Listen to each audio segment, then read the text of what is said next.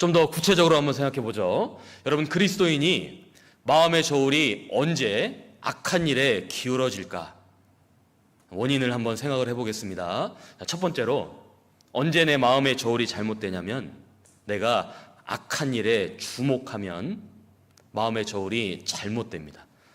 내가 요즘에 무엇을 보고 살고 있냐? 내가 보고 있는 것들이 하나님 보시기에 악한 거면 보다가 주목하게 되죠? 마음의 저울이 잘못됩니다. 여러분, 눈이 몇 개 있죠? 눈이요? 어렵습니까? 눈이 2개 있잖아요. 코도 1개고 입도 1개인데 왜 눈이 2개일까요? 볼 게 많거든요. 볼 게 많아요. 그런데 그리스도인으로서 마땅히 봐야 될 게 있고 또 마땅히 보지 말아야 될 것도 있죠. 신앙생활 누가 잘합니까? 하나님이 보라고 하신 건 보고, 하나님께서 보지 말라고 하신 건 안 보면 그 사람이 신앙생활을 잘할 수 있습니다. 자, 그런데 문제는 어디에서 생기죠? 하나님이 보라고 하는 건 그렇게 안 보고, 하나님 보지 말라고 하신 건 그렇게 보고 있고 주목하고 있고, 그러다 보니까 마음의 저울이 잘못되죠. 생활이 어둡게 바뀌는 겁니다. 내가 만약 요즘에 악한 것에 주목하며 살고 있다면 반드시 내 마음의 저울 또한 잘못되어 있을 것이고 그것이 생활로 나타날 겁니다. 마음의 저울이 잘못되면 그 사람은 틀림없이 세월을 허비하게 될 겁니다. 또 언제 그리스도인의 마음의 저울이 잘못되냐면, 2번째로, 보다 못해 이제는 가까이 하는 것들, 자, 내가 가까이 하는 것들에 직접적으로 영향을 받습니다. 상황과 환경과 사람에 대한 부분이죠. 내가 무엇을 가까이 하냐? 만약 악한 것을 가까이 하며 살고 있다면 내 마음의 저울이 잘못 기울어져 있을 겁니다. 그리고 또 3번째로, 그리스도의 마음의 저울이 언제 잘못되냐면, 반대로 선한 것을 멀리하면, 선한 것들을 멀리하게 되면 마음의 저울이 잘못되죠. 선한 게 뭐가 있습니까? 하나님 선하시잖아요. 선하신 하나님, 그래서 하나님의 말씀이 선하죠. 그렇기 때문에 하나님 역사하시는 주님의 몸된 교회가 선하잖아요. 그런데 이 선한 하나님, 성경, 교제를 멀리하게 되면 마음의 저울이 급격하게 잘못됩니다. 성경을 가까이 해야 된다, 말하지 않아도 압니다. 개인적으로 정말 성경을 읽고 묵상하고 정말 암송하고 말씀대로 살고자 하는, 성경을 가까이 해야 된다는 거 아는데, 그런데 여러 가지 핑계로 만약 성경을 멀리하고 있다면 마음의 저울이 잘못됩니다. 여러분, 여쭤볼게요. 주일 말씀, 수요 말씀, 이제 교회당에 와서 모임 때마다 말씀을 다 듣는데 개인적으로는 성경을 읽지 않고 있다, 말씀 생활을 잘한다 말할 수 있을까요? 조각설교, 유튜브에 올라오는 여러 설교들은 많이 듣는데 개인적으로 성경을 읽고 묵상하는 건 없다, 그분이 말씀 생활을 잘하고 있다 말할 수 있을까요? 말하기 어렵습니다. 개인적으로 정말 하나님 앞에서 성경을 읽고 묵상하는 시간이 반드시 있어야 되거든요. 만약에 그것이 없다면 마음의 저울이 잘못 기울어집니다. 여러분, 기도는 하나님과 교제하는 거죠. 하나님과 교제하는 시간, 기도하는 시간이 없으면 마음의 저울이 잘못됩니다. 밥 먹을 때 하는 기도, 교회당에서 하는 기도 말고 정말 개인적으로. 우리가 이 코로나 시대로 여러 가지 제한이 있지만 어쨌든 수칙을 지키면서 이렇게 잘 모이고 있잖아요. 그럼 이 가운데 나와서 함께 교제해야 되는데 여러 가지 핑계로 교제를 멀리하고 있다, 마음의 저울이 급격하게 잘못되는 겁니다. 하나님의 역사가 나타나는데 그 현장에 함께하지 않는다? 마음의 저울이 급격하게 잘못되는 겁니다. 어떻게 하면 내 마음의 저울을 바르게 할 수 있을까? 먼저 다윗은 어떻게 했을까? 다윗을 통해서 우리가 한번 배워보는 겁니다. 다윗은 어떻게 그 마음의 저울을 바로잡았을까? 자, 첫 번째로 다윗은 무엇을 했냐면 다윗은 기도를 했습니다.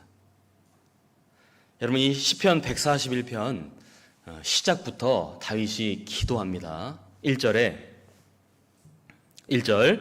여호와여 내가 주를 불렀사오니 속히 내게 임하소서. 내가 주께 부르짖을 때에 내 음성에 귀를 기울이소서. 나의 기도가 주의 앞에 분향함과 같이 되며 나의 손 드는 것이 저녁 제사같이 되게 하소서. 이거 지금 뭐 하고 있죠? 기도하고 있잖아요. 다윗은 자신의 마음의 저울을 바르게 하려고 기도했습니다. 우리도 만약 요즘에 내 마음의 저울이 잘못 기울어져 있다면 먼저 해야 될 건 기도하는 겁니다. 기도. 우리 형제자매님들 기도 생활 잘 하고 계십니까? 기도 늘 하는 것 같지만 참 어렵고 또 잘 안 되고 부족한 것 중에 하나가 기도인지 모릅니다. 늘 기도하고 있지만 기도 생활을 정말 잘하고 있을까 돌아봐야 됩니다. 기도는 앞서 말씀드린 것처럼 하나님과의 교제죠. 하나님과 1대1로 교제하는 시간인 겁니다. 근데 만약 기도 생활이 잘못되어 있다면 하나님과 멀어져 있을 겁니다. 왜? 교제가 없으니까. 같이 사는 가족도요, 한 입을 덮고 자는 가족도 대화가 없으면, 평소에 교제가 없으면 어떻습니까? 같이 사는데 멀거든요. 하물며 하나님은 어떻겠습니까? 하나님과의 교제 시간, 기도 시간이 없다면 하나님 늘 함께 하신다는 거 내가 모르는 건 아니지만 내 삶 속에 하나님이 멀게 느껴집니다. 그러면 마음이 어떻게 되죠? 마음이 식어지겠죠. 하나님이 멀어지니까. 또 기도하면서 뭘 하냐면 자기 반성을 하게 됩니다. 나를 돌아보게 되죠. 특히 하루를 마칠 때 기도하잖아요. 기도하면서 나를 돌아보게 됩니다. 오늘 하루를. 그러면 틀림없이 내가 잘못했던 거, 내가 하나님 슬프시게 했던 거 기억이 나요. 생각나게 해주시죠. 왜? 내일은 그렇게 살지 말라고. 기도하면서 자기 반성을 하게 됩니다. 근데 만약 기도 생활이 없다면 자기 반성을 안 하게 되죠. 그럼 문제가 자기 문제를 몰라요. 그러면 그 문제가 내일 또 반복되고 그 다음 날도 반복되고 1년이 지나고 5년, 10년이 지나도 자기 상태를 못 깨닫는 겁니다. 그런 경우가 있죠.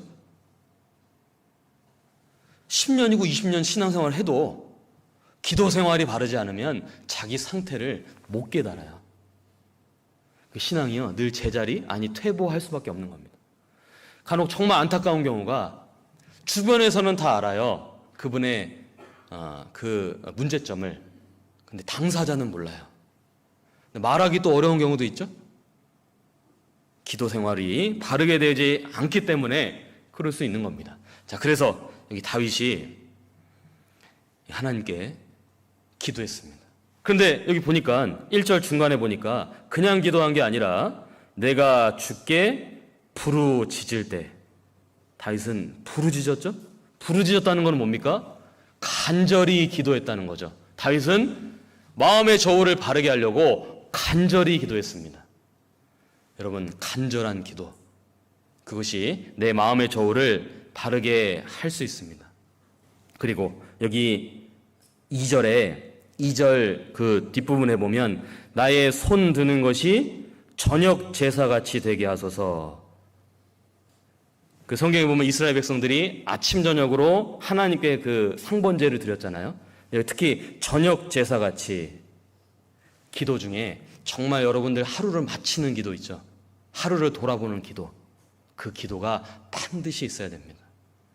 그래야 내일은 오늘보다 좀 더 나은 다른 그러한 삶을 살 수 있을 겁니다.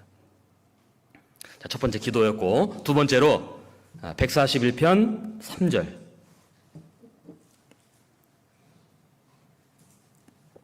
141편 3절에 여호와여 내 입 앞에 파수꾼을 세우시고 내 입술의 문을 지키소서.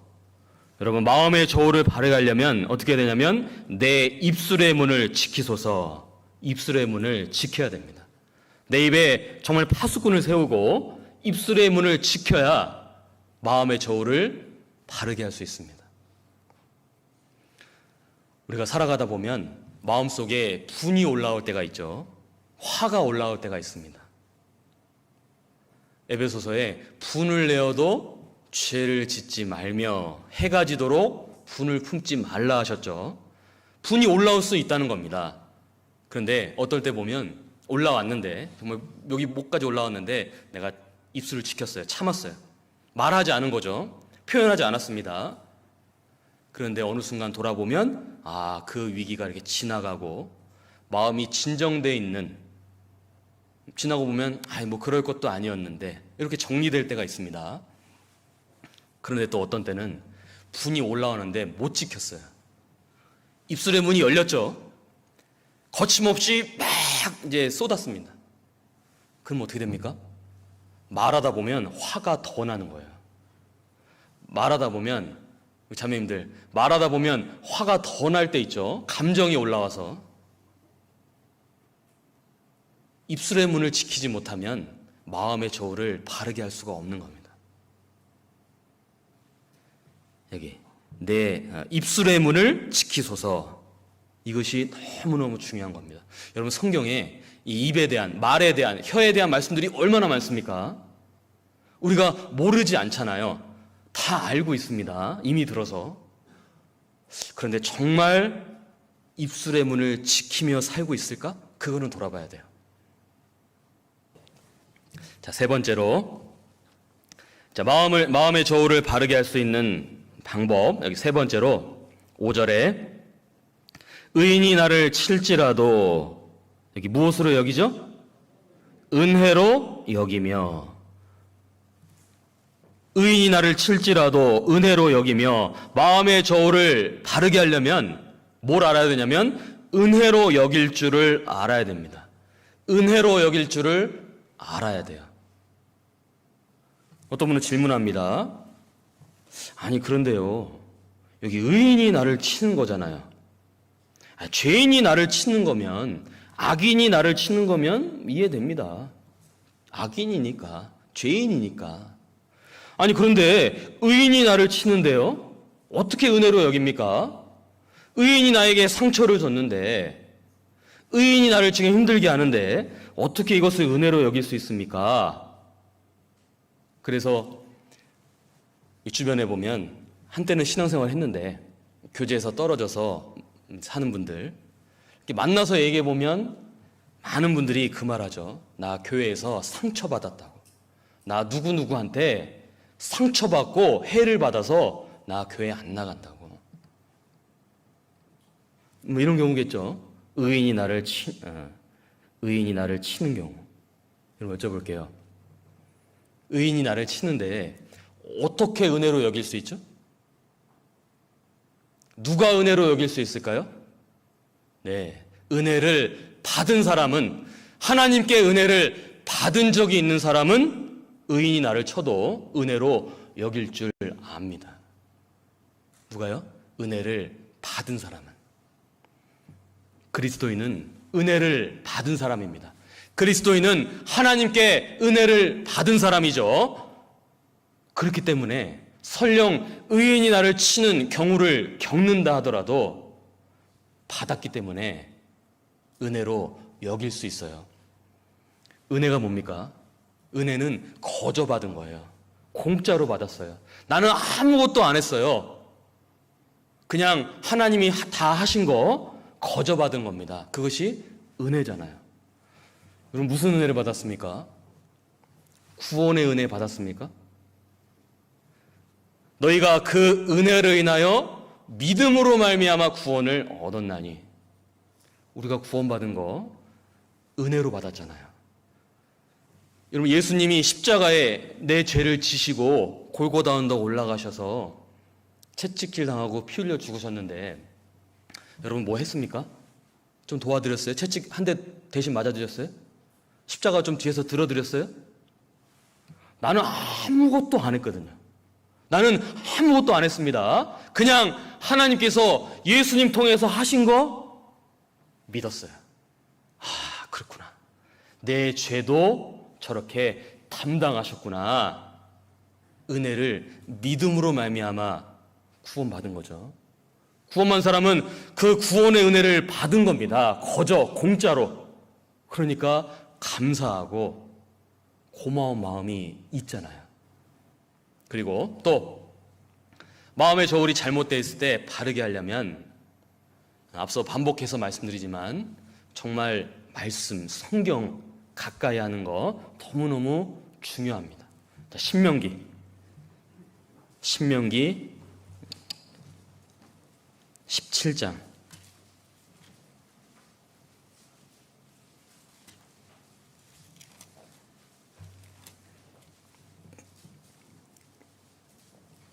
신명기 17장 19절 구약 289쪽 신명기 17장 19절에 평생에 자기 옆에 두고 읽어서 그 하나님 여호와 경외하기를 배우며 이 율법의 모든 말과 이 규례를 지켜 행할 것이라. 20절은 같이 읽겠습니다.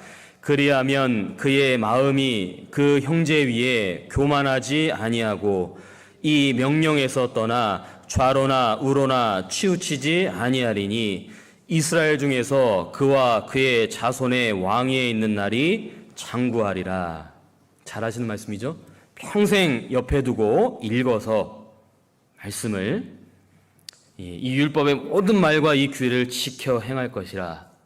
읽고 배우고 또 말씀대로 살려고 하고, 그럼 어떻게 됩니까? 그리하면 교만하지 않고 마음이 지켜지죠. 그리고 이 명령에서 떠나 좌로나 우로나 치우치지 아니하리니, 어느 한쪽으로 잘못된 쪽으로 치우치지 않고 마음의 저울을 바르게 해서 하나님을 위해서 살아갈 수 있습니다. 자, 그 날이 장구하리라. 그래서 말씀을 가까이 하는 것 거듭거듭 강조해도 부족함이 없습니다. 내가 요즘에 마음이 좀 안 좋다, 마음이 좀 허하다, 여러분 100% 붙잡고 사는 말씀이 없는 겁니다. 사람들은 그럴 때마다 상황 탓하고 환경 탓하고 사람 탓하지만 아닙니다. 마음에 붙잡고 사는 성경이 말씀이 있으면 어떠한 상황과 위기가 와도 그 붙잡고 나아갑니다. 그런데 상황이 아무리 좋아도요, 붙잡고 사는 성경 구절이 없다면 힘든 겁니다. 지치고 주저앉을 수밖에 없습니다. 여러분, 지난 한 주간 어떤 말씀 붙잡고 사셨습니까? 여러분, 이번 한 주간 어떤 말씀 붙잡고 사실 겁니까? 그 말씀이 있어야 마음이 지켜지고 하나님의 뜻대로 바르게 살아갈 수 있습니다. 그리고 또 이 다윗이 정말 잘한 것 중에 하나가 자신의 상황을 자기 시각으로만 바라보지 않고 하나님의 시각으로 바라볼 줄을 알았습니다. 사람들은 보통 내가 처한 상황을 내 시각으로, 내 눈으로 바라보려고 합니다. 그런데 다윗은 거기에서 머무르지 않고 하나님의 시각으로 자신을 바라보려고 했습니다. 여러분, 사람이 이렇게 낮은 데 있으면 어떻습니까? 그 눈앞에 있는 것밖에 안 보이죠. 근데 높은 데 올라가면 어떻게 됩니까? 더 멀리 볼 수 있고 넓게 볼 수 있고 시야가 넓어지잖아요. 마찬가지로 내 눈으로 바라보면 내 상황은 그냥 힘들어, 아파, 피곤해, 지쳤어, 끝납니다. 그런데 하나님의 시각으로 바라보면 어떻습니까? 피곤하죠. 아프고 지치고 힘들어요. 하지만 하나님 편에서 바라보기 때문에 여기에는 뭔가 이유가 있고 뜻하신 바가 있고 계획하신 바가 있구나. 그래서 그것을 감당하는 쪽으로 마음이 바뀌는 겁니다. 마음의 저울을 바르게 하려면 하나님의 시각으로 나를 바라보려고 해야 됩니다. 시편 119편 112절 구약 894쪽 112절 함께 읽겠습니다. 내가 주의 율례를 길이 끝까지 행하려고 내 마음을 기울였나이다. 내 마음을 기울였나이다. 어느 쪽으로요? 주의 율례를 길이 끝까지 행하려고. 여기 끝까지 이렇게 읽으면 안 됩니다. 끝까지 행하려고. 마음을 기울여야 됩니다. 하나님 우리에게 주신 말씀, 하나님이 우리에게 명하신 것들 언제까지요? 길이 끝까지. 개인 경건 생활, 하나님과 교제하는 생활, 길이 끝까지 행하려고. 교회 안에 머물어서 교회 안에 더 깊숙이 들어와서 공급을 받고 주님께 쓰임 받는 것, 길이 끝까지 행하려고. 그리고 여전히 구원받지 못한 영혼들, 특히 우리 가족들, 우리 주변의 불쌍한 영혼들, 그들에게 복음을 전하고 하나님께 인도하는 것, 길이 끝까지 행하려고 우리의 마음을 기울여야 됩니다. 이번 학예 수양에 수양관에서 못해서 아쉽죠. 아쉽습니다. 하지만 다른 형태지만 우리는 학예 수양회를 합니다. 우리는 교회당에서 학예 수양회를 합니다. 그럼 어떻게 해야 될까요? 옛날이요. 언제까지 할 겁니까? 그거 이제 내려놓고 지금 주어진 상황에 맞게, 코로나 시대면 코로나 시대에 맞게 전도할 수 있습니다. 오히려 핑계 못 대잖아요.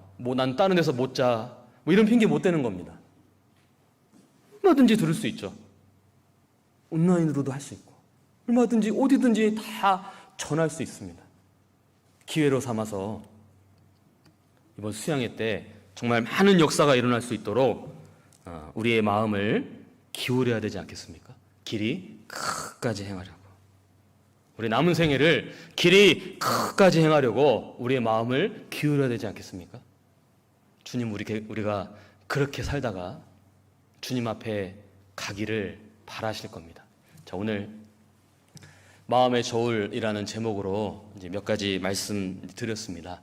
개인적으로 내 마음의 저울이 어떠한 상태인지 돌아보고, 만약 잘못되어 있다면 오늘 이제 말씀드렸던 원인들 한번 생각해보고, 또 그것을 바르게 하려고 몇 가지 방법들, 다윗이 했던 것들 우리도 꼭 적용해서 이 얼마 남지 않은 마지막 시대에 주님께 더 힘있게 귀하게 쓰임 받다가 주님 앞에 가는 우리들이 됐으면 좋겠습니다.